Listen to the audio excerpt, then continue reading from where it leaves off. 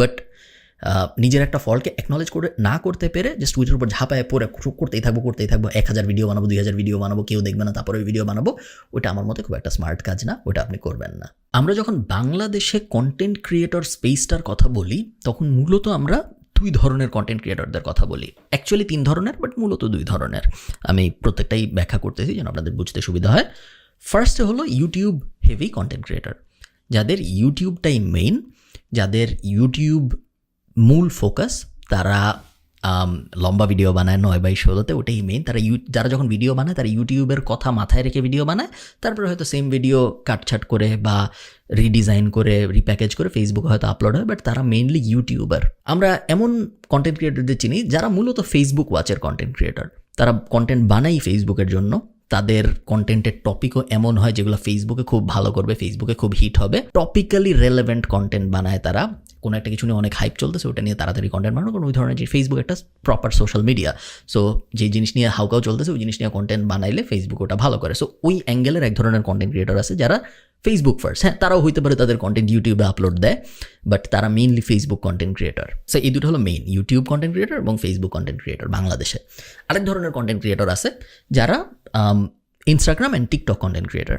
So তারা মূলত reel বানায়, তারা মূলত ফানি ভিডিও টিডিও স্কিট ইত্যাদি বানায়, তারা ইনস্টাগ্রামে ইনফ্লুয়েন্সার হয়ে যায় বা তারা টিকটকে ইনফ্লুয়েন্সার হয়ে যায়। আমার রেকমেন্ডেশন হবে আপনাদের জন্য, আমাদের গোল এই কোর্সের কি, আমাদের এই কোর্সের গোল কিন্তু জাস্ট আমার অনেকগুলো ফলোয়ার হবে এটা না।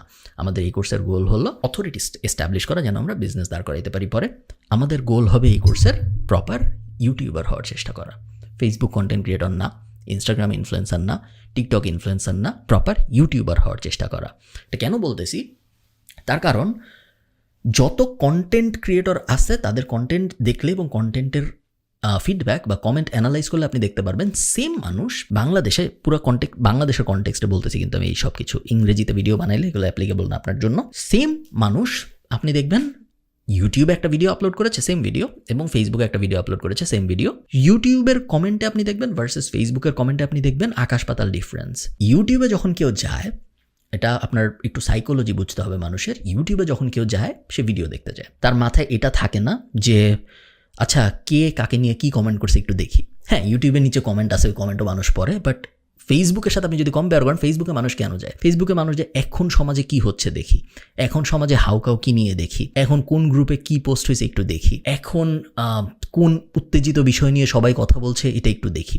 ওটা হলো যখন একজন ফেসবুকে যায় তার মেন্টালিটি, ভার্সেস একজন যখন ইউটিউবে যায় তার মেন্টালিটি হলো আমি এখন এন্টারটেইনড হইতে চাই, আমি এখন ইন্টারেস্টিং কিছু দেখবো, মজার কিছু দেখবো, আমি এন্টারটেইনড হইতে চাই কিছুক্ষণ সময়ের জন্য। এই কারণে সেম মানুষ যখন সে ফেসবুকে যায় তখন তার মেন্টালিটি একরকম থাকে, যখন সে ইউটিউবে যায় তখন তার মেন্টালিটি আরেক রকম থাকে।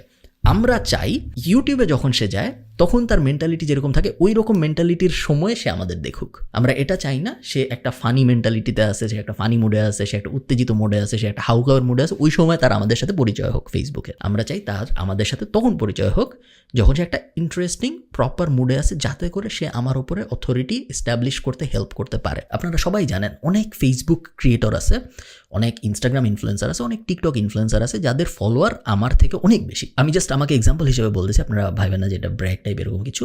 আমার মতো অনেকেই আছে যারা আরও হয়তো ভালো করতেছে আমার থেকে, বাট তারা ওই রকম রেসপেক্ট পায় না যেরকম রেসপেক্ট আমি পাই, জাস্ট বিকজ আমি অথরিটিটা এস্টাবলিশ করেছি ইউটিউব ফার্স্টে, অ্যান্ড দেন তারপরে ফেসবুকে আমার অনেক ফলোয়ার হয়েছে, ইনস্টাগ্রামে আমার অনেক ফলোয়ার হয়েছে, টিকটকে আমার অনেক ফলোয়ার হয়েছে। এটা হয় নাই এমন না, বাট মেইন প্লে ছিল ইউটিউব।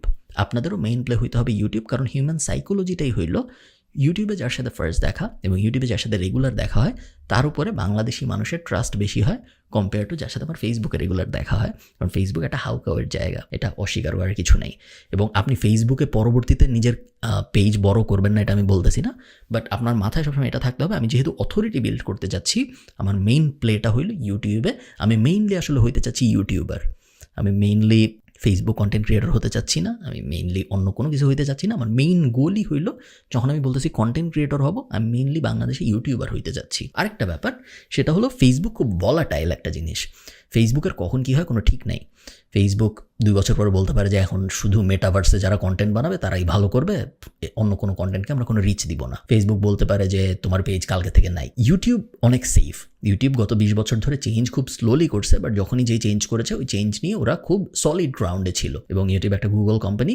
আমরা ইউটিউবকে বেশি বিশ্বাস করি compare to Facebook from a business stand point. So আপনি যেহেতু একটা বিজনেস দাঁড় করাচ্ছেন, আপনি আপনার বিজনেসটা ফেসবুকের উপর যদি দাঁড় করান, আপনার ওই বিজনেসটা, আপনার ওই অ্যাটেনশনটা যে ফ্লেকি হবে, যে রিস্কের মধ্যে থাকবে, ওটা ইউটিউবের উপরে একটু কম রিস্কের মধ্যে থাকবে। এই কারণেই আমরা সবসময় ইউটিউবকে ফার্স্ট নিব, বাকি সব কিছুকে সেকেন্ডারি।